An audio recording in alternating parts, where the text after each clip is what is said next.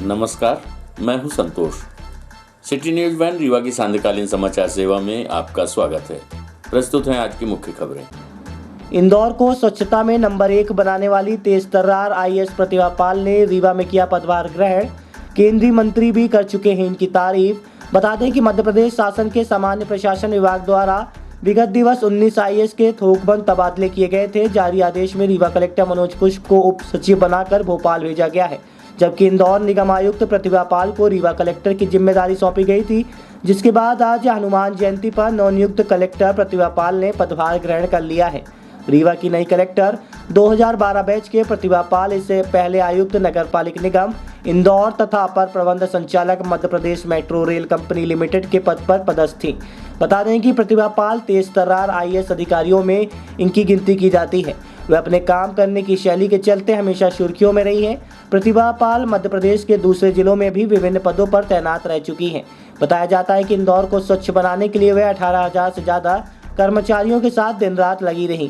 इनके स्वच्छता मॉडल को लेकर केंद्रीय मंत्री प्रकाश जावड़ेकर ने भी तारीफ की थी।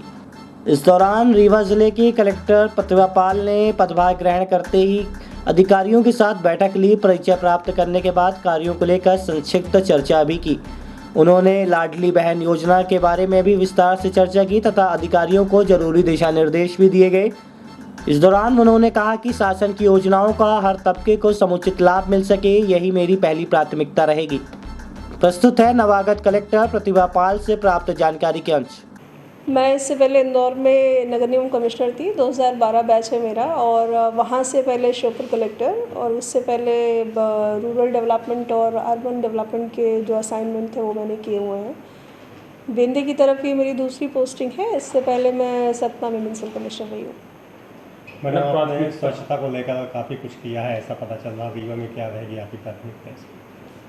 देखिए, रीवा शहर की हम लोग बात करें, बहुत ही प्रोग्रेसिव टाउन है। लगातार पिछले 5-6 वर्षों से ये बात सभी रियलाइज़ कर रहे हैं कि लगातार रीवा शहर ने प्रोग्रेस की है। रीवा के म्यूनसिपल कॉरपोरेशन इसमें लगातार काम कर रहा है, और जो स्वच्छ सर्वेक्षण होता है उसके टूल किट, उसमें जो व्यवस्थाएं फील्ड में रहती हैं उसको लेकर के भी नगर निगम कमिश्नर लगातार काम कर रहे हैं। तो मुझे पूरा भरोसा है कि आगे हम लोग और बेहतर करेंगे रीवा शहर में। इसके अलावा जो बाकी नगर पंचायतें हैं उनके लिए भी ये समान मैंडेट रहेगा कि स्वच्छ सर्वेक्षण को लेकर के वो अपनी तैयारियां शुरू करें, और पिछले वर्षों में जो स्वच्छता में उन्होंने किया है उससे और बेहतर करें, क्योंकि ऐसी चीज़ है जो पहली ज़रूरत रहती है शहरी क्षेत्रों में।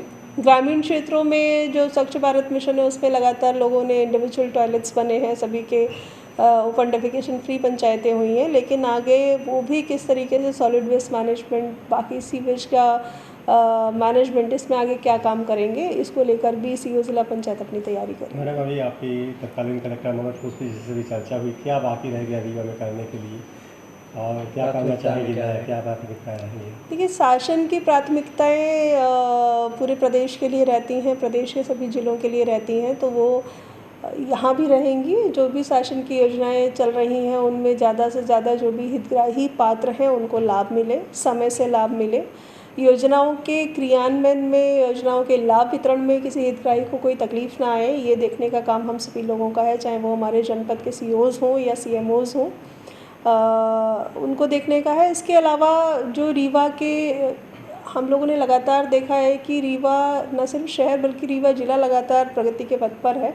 तो जो भी ऐसे प्रोजेक्ट्स होंगे जो रीवा में चल रहे हैं या आने वाले हैं, उन वो तय समय सीमा में ख़त्म हो, उनमें कोई दिक्कतें आ रही हैं उनको हम लोग सही समय पर सॉर्ट आउट करें। तो इस तरीके की चीज़ें जो यहाँ की स्थानीय आवश्यकताएं हैं उनके आधार पर हम लोग डिसाइड। रीवा में स्वास्थ्य व्यवस्था को लेकर एक बड़ी वो है, उसको लेकर किस तरह किया जाएगा? स्वास्थ्य के जो फैसिलिटीज़ हैं वो हर शहर के लिए, हर ज़िले के लिए इम्पॉर्टेंट होते हैं। तो हम लोग परीक्षण करेंगे और कहीं भी ऐसा लगता है तो वहाँ व्यवस्थाओं को और दुरुस्त करेंगे। अस्पताल प्रबंधन की बड़ी लापरवाही आई सामने। बंद लिफ्ट में फंसे रहे 1 घंटे से ज़्यादा आधा दर्जन लोग परिजनों के साथ थे कुछ मासूम बच्चे। प्रबंधन ने जांच कर कही कार्रवाई की बात। आपको बता दें कि रीवा संभाग के सबसे बड़े अस्पताल संजय गांधी में लापरवाही पूर्वक तस्वीर निकलकर एक बार फिर से सामने आई है, जहां पर 1 घंटे से भी ज़्यादा लिफ्ट में आधा दर्जन लोग फंसे रहे। उनके साथ में एक मरीज स्ट्रेचर पर लेटा हुआ था जिसकी तबीयत बेहद गंभीर बनी हुई थी। इसके साथ ही छोटे छोटे बच्चे भी मरीज के परिजनों के साथ लिफ्ट में फंसे हुए थे, जिसका वीडियो सोशल मीडिया पर वायरल हो रहा है। लिफ्ट में फंसे लोगों का कहना था कि लिफ्ट बंद हो जाने के 1 घंटे बाद तक कोई भी प्रबंधन या कर्मचारी हम लोगों से संपर्क नहीं किया। हम लोगों ने कई बार फ़ोन कर संपर्क करने का प्रयास किया, लेकिन कोई अधिकारी या कर्मचारी हम लोगों तक नहीं आया। इसी कदर 1 घंटे तक धक्का देकर लिफ्ट नीचे उतरी, जिससे हम लोग वापस लिफ्ट से बाहर आ सके। वहीं मामले पर प्रबंधन ने जाँच कर कार्रवाई करने की बात कही है। आपको बता दें कि कुछ दिन पूर्व मध्य प्रदेश विधानसभा अध्यक्ष गिरीश गौतम द्वारा संजय गांधी अस्पताल पहुंचे थे। इस दौरान भी एक लिफ्ट बंद पड़ी थी, जिसको चालू कराने के निर्देश दिए गए थे तथा प्रबंधन द्वारा कहा गया था कि इन्वर्टर बिजली न होने से लिफ्ट बंद पड़ी है। चलिए, बात विराज की हो गई, लिफ्ट बंद हो गई थी, कोई लिफ्ट का यहाँ का हर 10 दिन 15 दिन की समस्या है और ये समस्या बड़े लेवल पे है। इसकी कई बार मांग उठ चुकी है, इसका कोई समाधान आज तक अभी नहीं हुआ और ये समस्या बहुत बड़ी है। वहाँ हम लोग जब वहाँ से लिफ्ट से गए आने की कोशिश की तो बटन को क्लिक किया, जिसके कारण से सेकंड फ्लोर तक आने के बीच में ही लिफ्ट फंस गई और हम लोग वहाँ घंटों तक कई प्रयास भी किया, कॉल भी किया, लेकिन पहले तो 4-5 कॉल का कोई रिस्पांस ही नहीं मिला, मतलब इनके यहाँ के प्रबंधक द्वारा। फिर किसी तरह रिसीव भी किया तो उन्होंने बताया कि यहाँ काम चल रहा है, हम आपके गेट वोट को खुलवाने के प्रयास कर रहे हैं और इसी कारण से वो लापरवाही करते रहे। बट हम लोग फिर वैसे यहाँ के आवाज़ दी लिफ्ट के कर्मचारियों को, तो वो आए, बोल रहे हैं कि यहाँ काम चल रहा है। फिर लगभग आधे घंटे से ऊपर हो गए, फिर यहाँ कुछ आवाज़ आई कि मैं खोल रहा हूँ गेट मशीन के माध्यम से, चाबी वो भी लगा रहा हूँ, बट उससे कुछ कोई वो नहीं मिला। फिर उसके बाद घंटों तक हम लोग उसी मरीज 2-3 मरीज थे, कुछ लड़की थे, लेडीज़ थी, वो लेडीज़ को तो चक्कर भी मार दिया, बट और पेशेंट भी बहुत ज़्यादा गंभीर सीरियस हो रहा था। हम लोग परेशान थे लगभग घंटों तक। फिर इसी का लिफ्ट को खोला गया किसी तरह से और हम लोग फिर बाहर आए, जबकि बाहर आने पे कोई प्रबंधक कोई भी मौजूद नहीं था वहाँ और इसी कारण से बच्चे भी थे लिफ्ट में? हाँ, बट बच्चे भी थे, 2-3 बच्चे थे लिफ्ट पे, मरीज भी थे, वो भी सीरियस हो रहे थे। मेरा नाम दीपेंद्र द्विवेदी के माध्यम से अभी मुझे ये जानकारी हो रही है। आपने मुझे जो वीडियो दिखाया है उसमें ये प्रतीत हो रहा है कि कुछ लोग लिफ्ट के अंदर बंद हैं और लिफ्ट चल नहीं रही है, जो है कल रात को 9:30 बजे के आसपास की है और 10:15 बजे फिर ये किसी तरह से खुली है, उसके बाद ये बाहर आए। ऐसा होना नहीं चाहिए।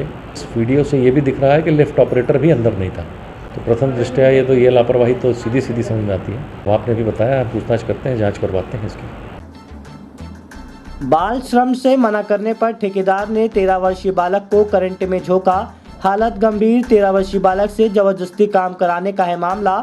संजय गांधी अस्पताल में जारी है उपचार। बता दें कि रीवा के संजय गांधी अस्पताल में बाल श्रम से संबंधित एक ऐसा मामला सामने आया है जिसमें 13 वर्षीय बालक के काम करने से मना करने पर उसे करंट के हवाले कर दिया गया, जो अब जिंदगी और मौत के बीच जूझ रहा है।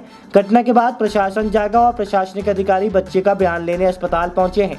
इस दौरान नायब तहसीलदार द्वारा उसके बयान लिए गए हैं। घटना के संबंध में घायल 13 वर्षीय अनिल बेगा की मां हीरामती बेगा ने बताया कि मोरबा सिंगरौली के निवासी हैं। 4 अप्रैल को जब उसका बच्चा स्कूल से आया तो ठेकेदार दादू लाल नामक व्यक्ति उसे मजदूरी के लिए जबरदस्ती ले गया। जब बच्चे ने मजदूरी से मना किया तो ठेकेदार ने उसे करंट के जाल में धक्का दे दिया, जिसके कारण वह बुरी तरह से झुलस गया। बच्चे की हालत गंभीर होने की वजह से उसे रीवा के संजय गांधी अस्पताल में रेफर किया गया है। महिला का कहना है कि आए दिन गांव से बच्चों को पकड़कर उनसे मजदूरी कराई जाती है और मना करने पर उन्हें सजा दी जाती है। आपको बता दें कि देश में बाल श्रम को लेकर कड़े कानून बनाए गए हैं। साल में एक बार विश्व बाल श्रम निषेध दिवस मनाया जाता है। साल में एक पखवाड़ा बाल श्रम अनुमूलन सप्ताह चलाया जाता है। तो क्या सच में शासन प्रशासन बाल श्रम को लेकर गंभीर है?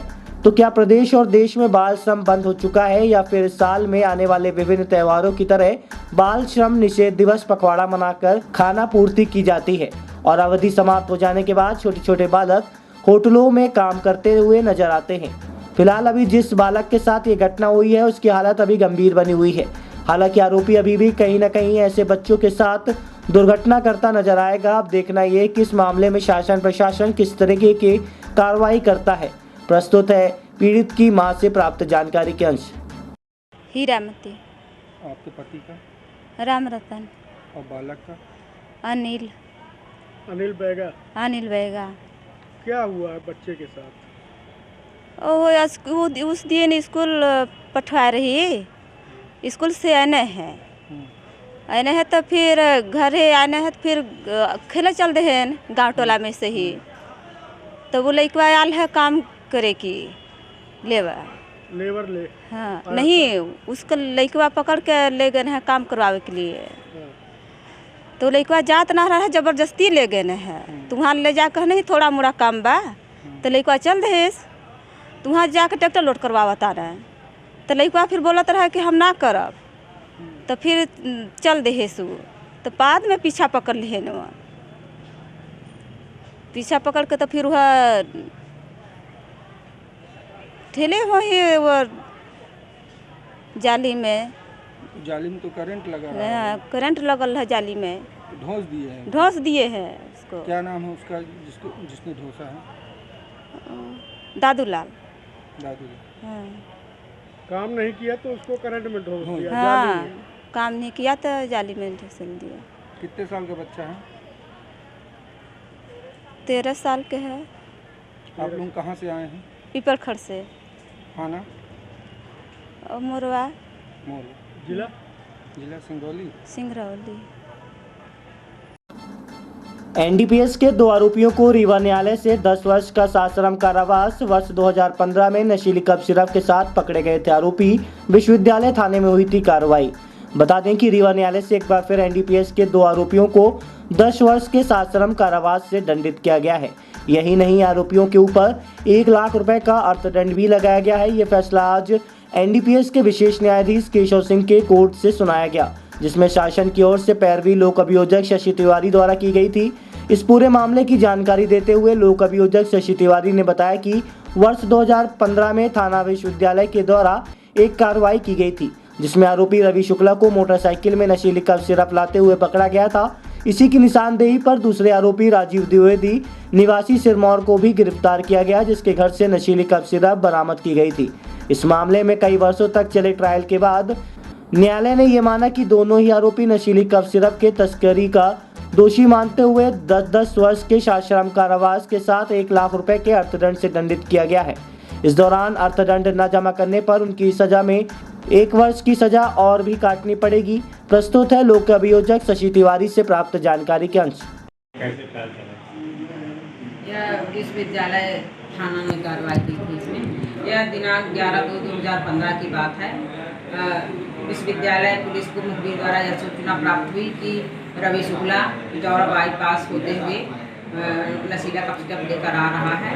तब पुलिस मुखबिर द्वारा बताए अनुसार वहाँ दबिश दी। वहाँ पर जब इस व्यक्ति को देखा निकलते हुए वहाँ से, तब इसकी तलाशी ली। तब इसने इसके मोटरसाइकिल से एक हरी रंग की पन्नी थी, उसमें नशीला कप सिरप था, जिसकी गणना करने पर 70 सीसी पाई गई थी। और इसने अपने मेमोरेंडम कथन में एक व्यक्ति राजीव द्विवेदी जो सिरमौर का रहने वाले था, उसका नाम बताया था कि वह उसके यहाँ से नशीला कप सिरप लेकर आया है। इसका जब्ती उक्ति करने के बाद फिर सिरमौर गए। सिरमौर में राजीव द्विवेदी के मकान की घेराबंदी की गई और उसकी तलाशी ली गई। मकान की तलाशी लेने पर खाकी रंग के कारतूस से 120 सीसी नशीला कप सिरप पाया गया। दोनों आरोपियों को गिरफ्तार कर थाना लाया गया था और इसकी आज सुनवाई हुई है, जिसमें एनडीपीएस विशेष न्यायाधीश श्रीमान केशव सिंह जी ने आज एनडीपीएस की धारा 8C एवं 21C में दोनों आरोपी गणों को 10 वर्ष का सश्रम कारावास, 1 लाख रुपए अर्थदंड तथा अर्थदंड न अदा करने पर 1 वर्ष का सश्रम कारावास की सजा भुगताने का आदेश दिया। ठेकेदार ने क्रेशर प्लांट में फंदा लगाकर दी जान। घटना की जानकारी होने पर कर्मचारियों ने उसे नीचे उतारकर अस्पताल पहुंचाया, जहां चिकित्सकों ने प्राथमिक परीक्षण के बाद उसे मृत घोषित कर दिया है। प्रारंभिक जांच में उधारी की रकम वापस न मिलने से आत्महत्या की जानकारी सामने आ रही है। घटना हनुमाना थाना क्षेत्र के पिपराही गांव की बताई गई है। घटना के संबंध में मिली जानकारी के मुताबिक मुरैना जिले के निवासी प्रदीप शर्मा उम्र 45 वर्ष पिपराही में खनिज का काम करते थे। प्रतिदिन की तरह वह बीती रात में सोने के लिए चले गए। देर रात उन्होंने क्रेशर के अंदर फांसी का फंदा लगाकर आत्महत्या कर ली है। सुबह जब कर्मचारियों की नींद खुली तो केबिन के अंदर उनका शव फंदे में लटकता देखा गया, जिसे तत्काल नीचे उतरवाकर हनुमाना सामुदायिक स्वास्थ्य केंद्र ले जाया गया, जहां उनको मृत घोषित कर दिया गया है। सूचना मिलते ही पुलिस मौके पर पहुंच गई, जिसने घटनास्थल का निरीक्षण किया। प्रदीप के साथ उनका भांजा भी रहता था, जिसने रात में उनके सामान्य व्यवहार करने की जानकारी दी है। हालांकि प्रारंभिक जांच में पुलिस के पास उनका कुछ उधारी का रुपया फंसा होने की जानकारी सामने आई है, जो वापस नहीं मिल रहा था। इसी वजह से वे काफी ज्यादा तनाव में थे। थाना प्रभारी चेतन मशकोले ने बताया कि फिलहाल मार्ग कायम कर घटना की जांच की जा रही है। जो भी तथ्य सामने आएंगे उनके आधार पर आगे की कार्रवाई की जाएगी। प्रस्तुत है एक झलकी। साहब, आज जो सरदमन में घटना घटी, कैसा मामला है? आज थाना हनुमाना अंतर्गत पिपराही चौकी को यह सूचना मिली कि प्रदीप शर्मा पिता रामजी शर्मा उम्र लगभग 45 वर्ष काशाव फांसी पे लटका हुआ है, जो कि वहाँ पे गौतम इंटरप्राइजेज क्रेशर वर्क में काम करते थे, वहाँ के मैनेजर थे। और प्रारंभिक सूचना के बाद में पुलिस वहाँ पे घटनास्थल पे पहुँची और उसके बाद में वहाँ पे मर्ग पंजीबद्ध करते हुए उनका पीएम कराया गया और अग्रिम मर्ग जांच की जा रही है। सर, जिस ढंग से क्रेशर मालिक ने कैमरे के आने से के सामने आकर के झल्लाहटपूर्ण बयान दिया और वो लोगों को, कर्मचारियों को बोलने नहीं दिया, उसके दो भतीजे तो बयान देने को तैयार थे लेकिन उन्होंने बयान नहीं देने दिया, क्या मामला है? अब इस चीज़ की जांच की जा रही है। आज पीएम कराया गया है। अभी जितने भी उनके परिजन हैं, जो भी उनके रिश्तेदार हैं, उन सबके कथन बयान किए जाएंगे और जैसी भी आगे जानकारी मिलेगी उस आधार पर अग्रिम कार्रवाई की जाएगी। मृतक के मुख से खून भी निकल रहा था, क्योंकि उसके फुटेज भी हैं सुसाइडल में। और तत्काल की घटना हैंगिंग में क्या है कि खून निकलता है, इसमें वो पीएम का विषय है, डॉक्टर बता। कलयुग के देवता बजरंगबली न्यायाधीश की तरह अपने भक्तों की समस्या सुनते हैं और उनके कष्टों को दूर करते हैं। यहाँ बाकायदे भगवान की अदालत चलती है। ये बात सुनने में अजीब अवश्य लग रही है, लेकिन पूरी तरह सत्य है। रीवा में भी सिविल कोर्ट, हाई कोर्ट व सुप्रीम कोर्ट स्थित है, जिनके न्यायाधीश खुद बजरंगबली हैं। बता दें कि हनुमान जयंती का पर्व 6 अप्रैल यानी आज है। चैत्र मास की पूर्णिमा को हनुमान जयंती मनाई जाती है। ऐसा कहा जाता है कि इस दिन हनुमान जी की पूजा और उपाय करने से हनुमान जी प्रसन्न होते हैं और आरोग्य जीवन का वरदान देते हैं। आपको बता दें कि हनुमान जी चिरंजीवी हैं, मतलब त्रेता युग से अभी तक जीवित हैं और श्री राम जी का नाम जाप कर रहे हैं। हनुमान जी को कलयुग में सबसे प्रभावशाली देवताओं में से एक माना जाता है। बता दें कि रीवा के 3 ऐतिहासिक हनुमान मंदिरों को अदालत का दर्जा प्राप्त है, जहां चिरौला मंदिर को जिला कोर्ट, रामसागर मंदिर को हाई कोर्ट व खेमसागर मंदिर को सुप्रीम कोर्ट के नाम से जाना जाता है। जिन भक्तों की पीड़ा जिला न्यायालय में दूर नहीं होती तो वे हाई कोर्ट व सुप्रीम कोर्ट में अर्जी लगा सकते हैं, जहाँ से उन्हें हनुमान जी का आशीर्वाद प्राप्त होता है और उनकी मांगें पूरी होती है। ऐसी मान्यता है कि इन मंदिरों की स्थापना आज से करीब 500 वर्ष पूर्व चिरौलदास बाबा ने की थी, जिनके नाम से चिरौला मंदिर विख्यात है। तीनों मंदिर एक ही दिशा में स्थापित किए गए थे। चिरौला मंदिर तालाब के किनारे स्थित है, जबकि रामसागर मंदिर व खेमसागर मंदिर तालाब की मेड़ पर स्थित है। शहर के तीनों मंदिर काफ़ी चर्चित हैं, इसलिए सुबह से शाम तक भक्तों का यहाँ तांता लगा रहता है। ऐसा कहा जाता है कि चिरौला नाथ मंदिर को जिला कोर्ट का दर्जा प्राप्त है, जहां भक्त पहुंचकर अपनी अर्जी लगाते हैं और 70 से 80% लोगों के दुख दर्द यहीं से दूर हो जाते हैं। और अगर यहां से अर्जी पूरी नहीं होती तो फिर लोग हाई कोर्ट यानी रामसागर हनुमान मंदिर में अर्जी लगाते हैं, नहीं तो उसके बाद फिर सुप्रीम कोर्ट खेमसागर में अर्जी लगाते हैं। मेरा नाम ओम त्रिपाठी है और ये रामसागर मंदिर है। 3 मंदिरों की स्थापना एक साथ हुई थी, चिरौला, रामसागर और खेमसागर, जो लोही में पड़ता है खेमसागर। और मान्यताएं हैं कि 3 जो पुराने लोगों की मान्यताएं थी कि 3 मंदिर है और 3 कोर्ट न्यायालय के हिसाब से वो समझते थे। तीनों कोर्ट जो रीवा सदन कोर्ट और ये हाई कोर्ट और खेमसागर को सुप्रीम कोर्ट माना जाता है कि जो भी अर्जी लगेगी यहाँ पूर्ण होती है। रीवा में ये 3 हनुमान मंदिर जो हैं ये अलग अलग स्तर की सिद्धियों और अलग अलग जन समस्या के समाधान के हिसाब से बने थे। इनको बड़ी आम भाषा में आजकल के लोगों के हिसाब से तीनों कोर्ट के दर्जे दिए गए थे। एक को चिरौलानाथ मंदिर को लोअर कोर्ट या सेशन कोर्ट मान लीजिए, रामसागर मंदिर को हाई कोर्ट कहा जाता था और ये खेमसागर मंदिर को सुप्रीम कोर्ट का दर्जा था। ये मान्यता थी, इनमें जो स्थापत्य था ये बहुत प्राचीन मंदिर है, लगभग 300 साल से 500 साल के बीच में इनकी उम्र होनी चाहिए। अभी मैं एग्जैक्टली नहीं कह सकता। तो इसमें अलग अलग जो दिक्कतें इंसान को आती हैं, इवन मानसिक से लेकर के, तो इनका स्थापत्य ऐसा था कि एक फर्दर कोर्ट्स जैसी थी। तीनों बड़े तालाबों के बाजू में बनाई गई थी। अब पूरे तालाब आज वर्तमान में एनक्रोच हैं। एक खेम सागर में तो पटवारी ट्रेनिंग इंस्टीट्यूट बिल्कुल तालाब के सबमर्जेंस में बना दिया गया। जिले में अपने 3 मंदिर हनुमान जी स्थापित है और यहाँ पे पहली मंदिर पड़ती है आपकी श्री रघुनाथ मंदिर, जिसे जिला कोर्ट का नाम दिया गया है। यहाँ से फिर 1 किलोमीटर आगे में खेम सागर मंदिर है, जिसे हम लोग सुप्रीम कोर्ट के नाम से जानते हैं, और फिर उसके आगे खेम सागर मंदिर है, जिसे हम लोग हाई कोर्ट के नाम से जानते हैं। और ये तीनों मंदिरों की स्थापना आज से 500 वर्ष पहले हुई थी। महाराजा वेंकट रमन सिंह की ज़माने की ये मंदिरें हैं।